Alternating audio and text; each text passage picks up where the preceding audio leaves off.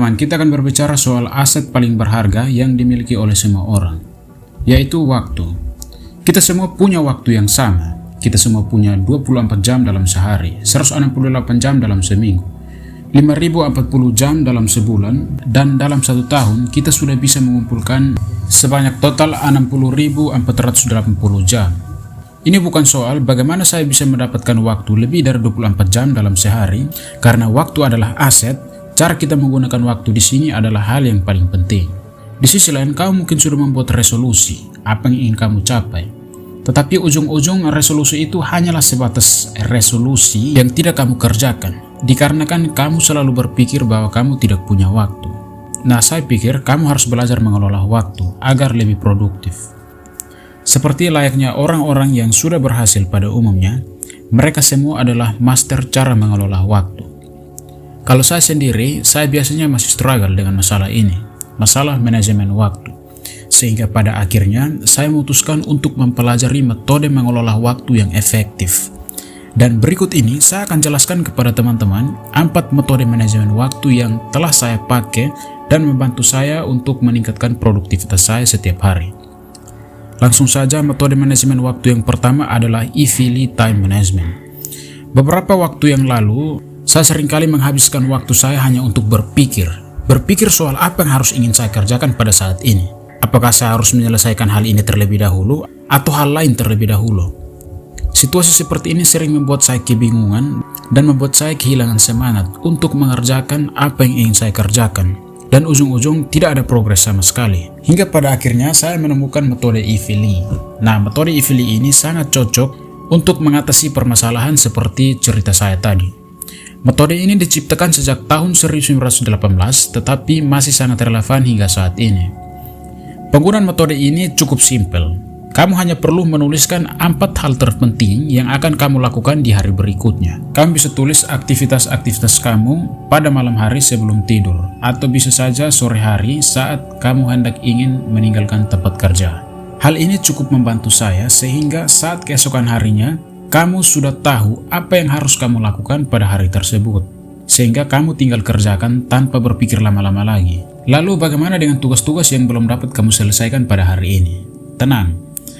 Jika kamu masih punya tugas pada hari itu yang belum terselesaikan juga, kamu masih bisa memasukkannya lagi ke dalam list aktivitas yang akan kamu lakukan pada keesokan harinya.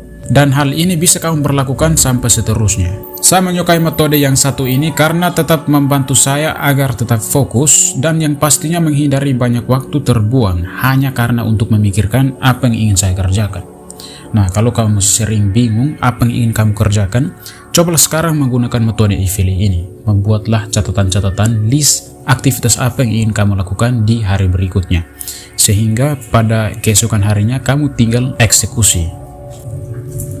Oke, metode manajemen waktu yang kedua, yaitu metode Pomodoro. Teman-teman mungkin sudah pernah mendengar metode yang satu ini. Kita semua pasti setuju bahwa multitasking adalah salah satu hambatan terbesar saat ini. Distraksi dari media sosial sering membuat saya sulit untuk menjaga konsentrasi.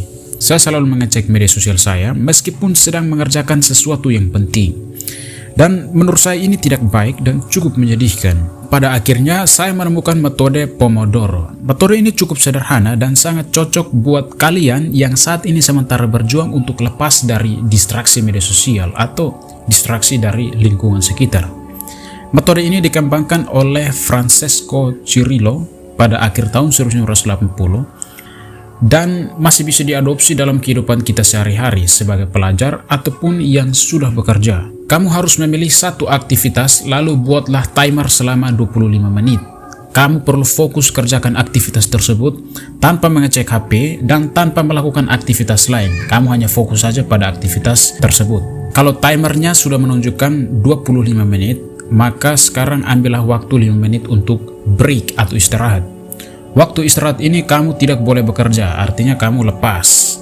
Setelah istirahat 5 menit, kamu lakukan lagi fokus 25 menit dan ambil waktu istirahat selama 15 menit lagi setelah waktu 25 menit tersebut. Lakukan hal semacam ini kurang lebih 4 putaran. Kalau masih belum sanggup, coba di bawah itu dulu.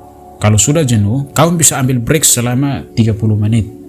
Tidak masalah. Saya biasanya mencoba metode ini saat saya melakukan aktivitas seperti menulis atau membaca. Saya sangat terbantu untuk meminimalisir distraksi sehingga tetap fokus untuk menyelesaikan aktivitas yang saya kerjakan.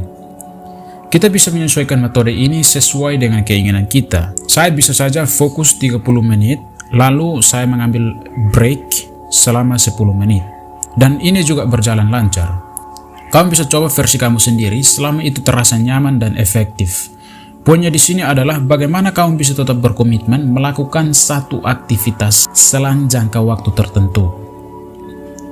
Metode manajemen waktu yang ketiga adalah time blocking. Metode ini saya sudah pernah bahas dalam video saya sebelumnya, nanti teman-teman bisa cek di deskripsi.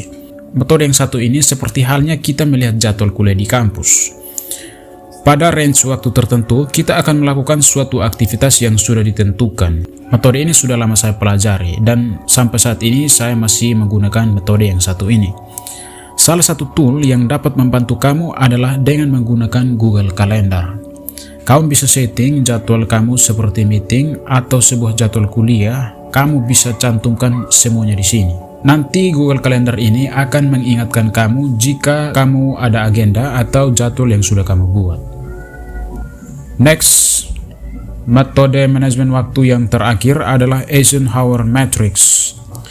Teknik yang satu ini sebenarnya tentang mengkategorikan aktivitas kita ke dalam 4 kuadran berdasarkan level seberapa penting dan seberapa mendesak dari aktivitas-aktivitas tersebut.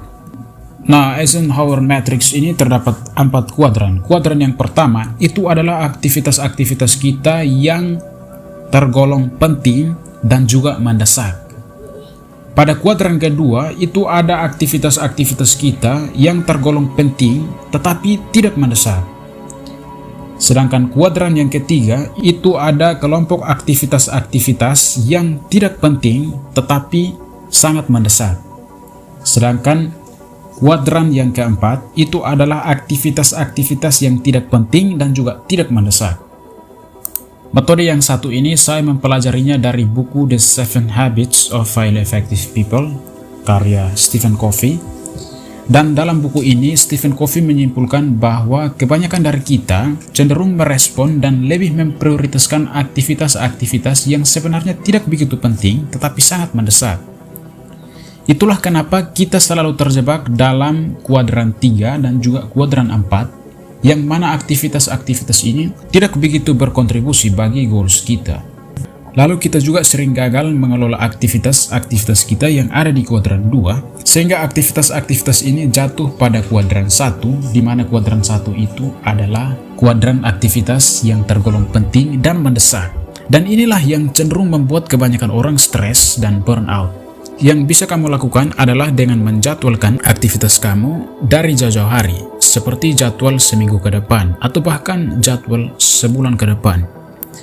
Hal ini akan membuat kamu lebih leluasa dan punya banyak waktu untuk tetap berada di kuadran 2. Jadi sekarang pikirkan hal apa yang akan kamu capai dalam beberapa bulan ke depan, lalu kamu cantumkan hal-hal yang akan kamu lakukan dalam Eisenhower Matrix ini. Nah, keempat metode ini dapat kamu kombinasikan dalam kehidupan sehari-hari. Secara garis besarnya seperti ini. Nah, pertama-tama, kamu tentukan goals yang ingin kamu capai. Goals itu misalnya seperti mau lulus kuliah, menyelesaikan suatu proyek yang besar, contohnya. Kemudian coba kamu pakai metode Ivili ini untuk membuat to-do list. Hal-hal apa saja yang kalau kamu lakukan setiap harinya bakal membawa kamu lebih dekat dengan goals kamu. Kamu bisa bikin to-do list lebih dari 6 tugas atau 6 aktivitas. Kalau kamu sudah punya list yang akan kamu kerjakan, sekarang kamu pergi ke metode Eisenhower Matrix untuk mengelompokkan aktivitas kamu itu ke dalam 4 kuadran ini. Dan otomatis kamu akan punya banyak aktivitas yang tergolong di kuadran 2. Kalau sudah, sekarang kamu bisa pakai metode time blocking untuk memasukkan tugas-tugas tersebut ke dalam jadwal kapan kamu akan mengerjakan kegiatan-kegiatan tersebut. Kamu bisa membuat kegiatan harian, kegiatan mingguan, 2 mingguan, atau bahkan bulanan secara berulang. Nah, kalau sudah sampai sini, kamu tinggal tunggu saja jadwal tanggal mainnya. Nanti Google Calendar yang akan memberitahu kamu agenda apa saja yang ingin kamu lakukan pada hari tersebut. Kalau sudah sampai saat di mana kamu harus melakukan aktivitas tersebut, kamu kerjakan dan pakai metode Pomodoro ini untuk menjaga fokus kamu. Intinya setiap aktivitas atau tugas yang kamu kerjakan, kamu boleh menerapkan metode Pomodoro ini. Saya sudah menerapkan metode ini dan sangat bermanfaat, dan saat ini saya bisa mengatur semua aktivitas harian maupun pekerjaan saya menggunakan metode manajemen waktu yang sudah saya bagikan dalam video ini.